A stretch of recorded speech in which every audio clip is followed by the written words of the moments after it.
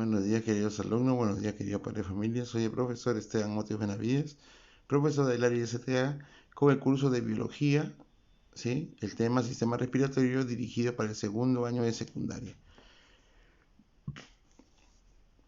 Muy bien, en este caso tenemos que ver los conceptos básicos. Dice, el humo contiene más de 3.000 sustancias diferentes, más el alquitrán, que es un carcinógeno muy fuerte. Además, puede desencadenar una crisis de asma en alguien que lo padezca. Concepto. Es que el sistema respiratorio es el conjunto de órganos que se encargan de conducir el aire desde el exterior a los alvéolos pulmonares, donde se lleva a cabo el intercambio gaseoso o hematosis. Función. Efectuar la hematosis o intercambio de gases es de O2 por el CO2, ¿no?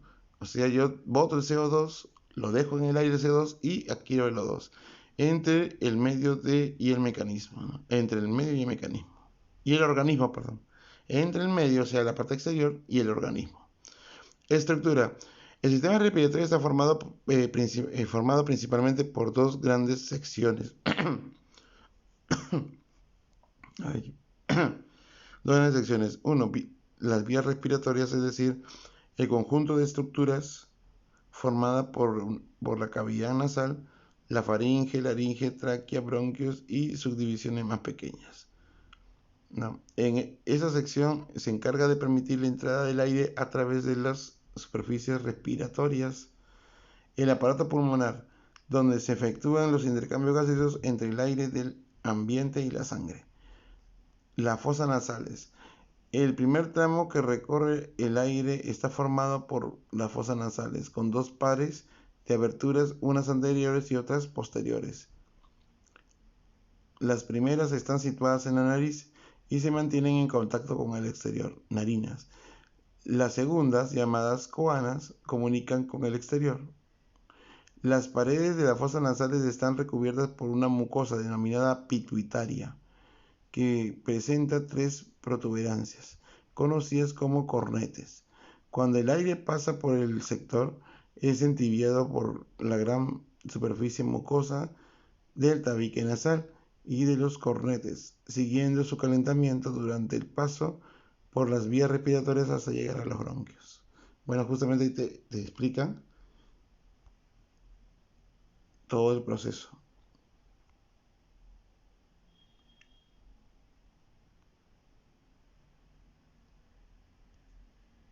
Muy bien.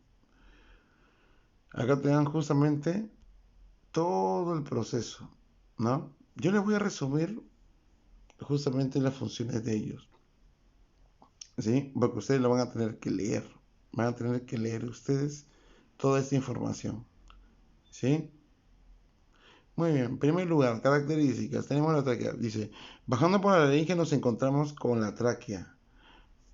Un tubo cartilaginoso y membranoso que mide entre 10 y 11 centímetros. Sus paredes son bastante resistentes gracias a los 20 anillos cartilaginosos que posee. Aproximadamente la mitad de la tráquea se encuentra en el cuello y la otra mitad en el tórax. A la altura del esternón, ese hueso en forma de espada que tiene en la mitad de la caja torácica se divide en dos bronquios, uno derecho y otro izquierdo, que se dirigen hacia los pulmones. La tráquea está internamente recubierta por una capa mucosa que es una continuación de la que se halla en la laringe, y su superficie es revestida por una película de moco, en el cual se adhieren las partículas de polvo que han logrado atravesar las vías respiratorias. Este moco no solo retiene el polvo, sino además actúa como bactericida. Los pulmones. Ya vimos que luego de pasar por las fosas nasales el aire circula por la faringe y luego la tráquea, que se dirige a los bronquios, cada uno de los cuales penetra en un pulmón. Los pulmones son órganos de respiración donde se produce la hematosis, proceso durante el cual los glóbulos rojos absorben oxígeno y liberan del anhidrido carbónico o CO2, ¿no? Protegido por las costillas que se encuentran en la caja torácica a ambos lados del corazón, separados por el mediastino, nombre que recibe el espacio entre cada uno de ellos. El mediastino, acuérdense de ello, parecidos a un par de esponjas, forma uno de los órganos más grandes del cuerpo. Su función esencial consiste en compartido con el sistema circulatorio, es la distribución de oxígeno y el intercambio de gases. Tiene la capacidad de aumentar de tamaño cada vez que inspira, y de volver a su tamaño normal cuando el aire es expulsado. El pulmón derecho es más grande que el izquierdo. ¿Sí? El pulmón derecho es más grande que el izquierdo. ¿Sí?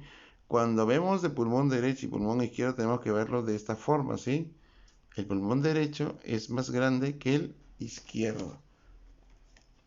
Entonces, hay que tener en cuenta eso, porque está dividido por los glóbulos superior, medio e inferior, mientras que el izquierdo solamente tiene dos, superior e inferior.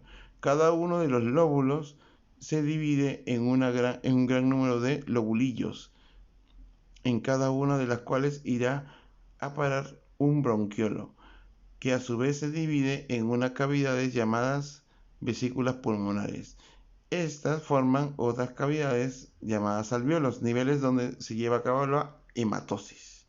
Entonces, el pulmón izquierdo es el más pequeño que el derecho es el de acá.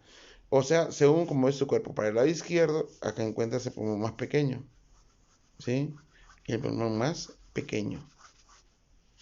Y el pulmón más grande es el que está al lado derecho. Hay que tener en cuenta eso. Listo. La pleura. La pleura vendría a ser justamente una especie de película, ¿no? O de membrana que va a envolver a los pulmones. ¿Para qué?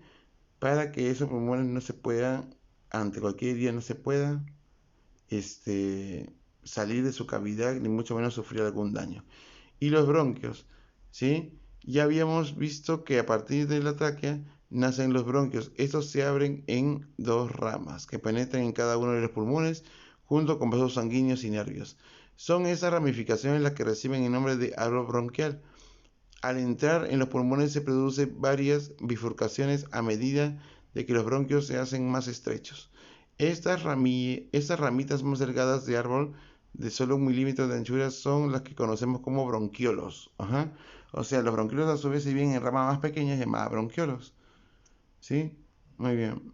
Y la pleura ya dijimos que sostiene, ¿no? Y se une con el hueso. Lobulillo pulmonar es la unidad del sistema respiratorio humano. Ciclo respiratorio. Está formado por la inspiración más que expiración. Células de los alvéolos pulmonares. Tenemos el neumocito 1. Son células epiteliales planas que permiten el intercambio gaseoso o hematosis. Neumocito 2. Son células redondas y grandes que secretan una sustancia surfactante que evita el colapso pulmonar. Macrófago alveolar. Son células del polvo que se encargan de fagocitar microorganismos y partículas de polvo. ¿Listo? Acá tienen ustedes la actividad para que la realicen. Tienen exactamente una semana para poder hacerlo, muchachos, ¿sí? Y hemos visto algunas características acá del sistema respiratorio, hemos visto las funciones que cumplen, ¿sí? Y lo único que les queda a ustedes es repasar. Nos vemos hasta la próxima clase y prepárense para los exámenes. Lean. Ahí está la clave en todo. Lean, ¿sí? Y vean este video para poder discernir algunas dudas. Nos vemos, cuídense, chao.